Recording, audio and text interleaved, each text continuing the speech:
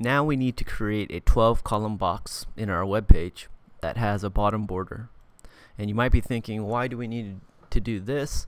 Well, if we look at my About Me page, you can see I have my picture here, and then I have some space and this line, and that's what this line is. Okay, it's a box with a bottom border, and that box is very small. I'm sorry, it's 12 columns wide, and it's 1 column tall. So it's the same amount of height as this line here is. So it's pretty straightforward on how to get this going. So what we need to do is come in here, and after our image, what we're going to do is add a div class equals 12 columns.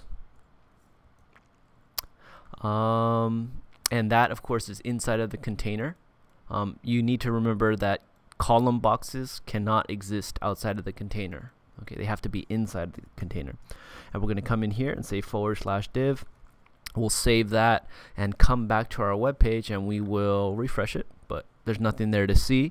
And the reason why there's nothing there to see is because, first of all, we didn't put anything inside of it, and second of all, we don't have a style for it.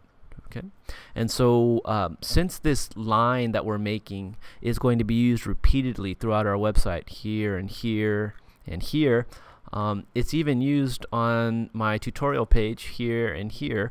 Are we going to make an ID, or are we going to make a class? Well, remember, a class is for multiple elements. So we're going to be using a class here. So period dot border. Ooh, border is a bad name actually.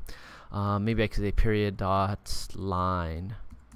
And here I'm going to say border bottom, and I'm going to do 1 pixel. Actually, I forgot what the how to define the property. So I'm going to come here to Google, and I'm going to say border property CSS, and W3 Schools is the documentation for CSS that I always use and most web programmers use. And I'm going to click here on border property, and this is how you do it. So I'm going to go ahead and copy that, come over here, paste it in, and I want the border to be a bottom border only. If you use this one, it's going to put a border around all 4 sides of the box, right? But you can also put a bottom border, a top border, a side border, right, left and right. So what we're going to do is make it 1 pixel, make it solid, not dotted, and I'm going to make it black. So, or maybe I'll make it a dark gray. So I'll put the number sign, choose the dark gray, 555. And now we come back to About Me, and I'm going to use that class in this div box, and yeah, we should be able to see it now. So let's come back over here and refresh. Yeah, and you see that line, right? And now we probably want to put padding on the top and bottom of that line, just like we have in my page here, right? And how are we going to do that? Well, we've already made a set of padding classes, so we can add that. So p top, and maybe I could say big. I don't want it to be too much space. And I come back over here and I refresh. Ooh, that's a lot of space. Oh my goodness.